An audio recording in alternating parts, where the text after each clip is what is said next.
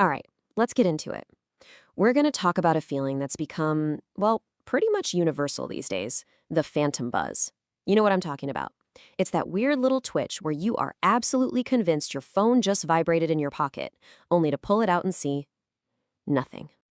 See? You know exactly that feeling. It's like a little ghost in your pocket. It's that unconscious reach for your phone the second there's a quiet moment, or that low-grade anxiety that you might have missed something important. So why does this happen? Is this just some weird modern quirk, or is there something much, much deeper going on inside our own heads?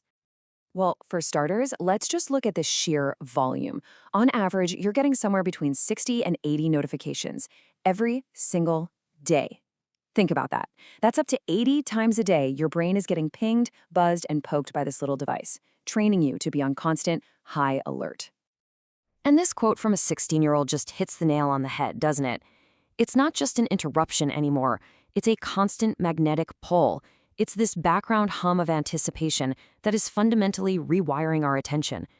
But to really get why that pull is so incredibly powerful, we need to look under the hood, inside our own brains. Right, so this is not some accident. Our brains are hardwired with this incredibly powerful reward system. For thousands of years, it's what helped us survive. But today, that very same system is being masterfully, and I mean masterfully, hacked. The key player in all of this is a chemical called dopamine. Now, you've probably heard it called the pleasure chemical, but that's not quite right. It's really the chemical of anticipation. It's what makes you seek things out. It's the engine of motivation that whispers in your ear, hey, do that again. That might be good. And you can actually see what that looks like here. These are the dopamine pathways. You can think of them like superhighways in your brain. When you do something that feels rewarding, like, say, checking your phone for a notification, dopamine floods these pathways, and that reinforces the connection, making it more likely you'll do it again. It's the literal biology of how habits are formed. So if dopamine is the fuel, then this concept, the variable ratio schedule, is the engine design that makes it so ridiculously potent. It's a term from psychology, and it basically describes the most powerful way to hook any brain. The secret is that instead of getting a reward every single time, you get one randomly. Maybe this time, maybe not. That unpredictability, that's what makes it so irresistible. And this comparison just lays it all out perfectly. A social media feed operates on the exact same psychological principle as a slot machine in Vegas. You pull the lever, or, refresh the feed, with absolutely no idea what you're going to get. It might be nothing, or it could be that dopamine jackpot, a funny video, a juicy piece of gossip, a like on your photo. It's that maybe that keeps you pulling that lever again and again and again. And I really need to stress this. None of this is a coincidence. It is a deliberate, calculated design philosophy. The apps on your phone are not neutral tools. They are meticulously crafted by brilliant engineers whose one and only job is to capture and hold your attention for as long as possible. But hey, don't take my word for it. This is Sean Parker, the very first president of Facebook, basically admitting what the goal was from the very beginning.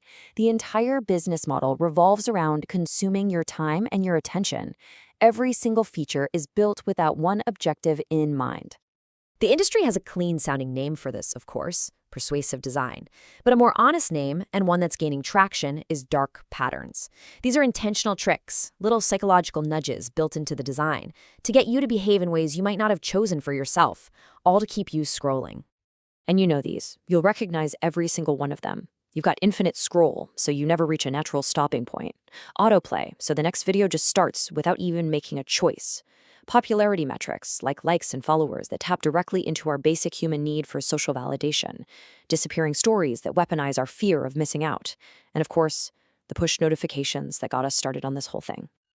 Just think about it for a second. A book has chapters. A magazine has a last page. These are natural cues for our brain to stop. Infinite scroll was designed specifically to eliminate that. Your thumb just becomes the engine of a feed that never, ever ends, turning what should be a conscious choice to read into an unconscious, almost hypnotic scroll. And just look at the language on this notification right here. 2 minutes left to capture a B-reel. That's not a helpful reminder. That is manufactured urgency. It's designed to slice right through whatever you're doing and create this little jolt of anxiety that if you don't act right now, you're going to miss out. It's a direct exploitation of a very real, very human fear. So yeah, these services are free, but they absolutely come with a hidden cost. The currency we're paying with is our focus, our time, and maybe even our well-being. So what is the real price we pay for being perpetually hooked? This famous quote from Tim Wu just sums up the entire attention economy perfectly. Your eyeballs, your attention, that's the product that's being sold to advertisers. And the more of your attention a platform can capture, well, the more valuable that product becomes. And the real world cost is becoming terrifyingly clear. Now, while we can't draw a perfect cause and effect line, researchers have pointed out this alarming correlation between the rise of the smartphone and a serious decline in teen mental health. Look at this. Between 2009 and 2019, the rate of high school students who said they felt persistently sad or hopeless jumped by 40%. 40. And this constant IV drip of easy, cheap dopamine can lead to a state that psychologists call anhedonia. It's a clinical term for when the things that used to bring you real joy, a walk outside, a hobby, a good conversation, they just start to feel kind of dull and flat. Why would your brain want to put in the effort for a complex, real-world reward when it can get a quick, easy hit from a screen?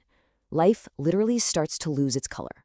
So, if the problem is constant, relentless distraction, then the answer has to be focus. But in a world that is specifically designed to shatter our attention into a million little pieces, where do we even begin to find it again? Well, psychologists have a name for this ultimate state of focus. They call it flow. And as this chart shows, it's that magic spot where the challenge of what you're doing is in perfect balance with your skill level. You get so absorbed in it that time itself just seems to melt away. This is the rich, deeply rewarding state of being that our distracted lives are robbing us of. Okay, so we get the problem, we understand the neuroscience behind it, and we see the consequences. Now, for the most important part, what on earth can we actually do about it? And look, this isn't about throwing your phone in a river. It's about taking back control. Here's a simple 3-step plan to start. First, just acknowledge the pull. Try a little experiment. Go 48 hours without any short-form video content. If you start to feel twitchy, bored, or anxious, that's your answer. Second, set some real boundaries. Use your phone's own tools to set daily time limits on apps. And here's a simple but powerful trick. Move all those distracting apps off your home screen and into a folder. That tiny bit of extra friction makes a huge difference. And finally, you have to replace the cheap dopamine with the good stuff. Retrain your brain to find joy in things that require a little effort, like exercise, learning an instrument, or creating something real. And you can make this physical too. Create a little sanctuary in your own home. It doesn't have to be a whole room. It can just be a single cozy chair where you read, or a corner of your desk where you journal. A space with one simple rule: no phones allowed. This gives your brain a physical place it can go to be truly present and unplugged. And that really brings us to the final thought. This isn't just about escaping something negative. It's about pursuing something positive. Your attention is the most valuable thing you own. So I'll just leave you with this question to chew on. If you could reclaim even a fraction of the time and focus you lose to the endless scroll, what amazing things could you create or learn or experience with it?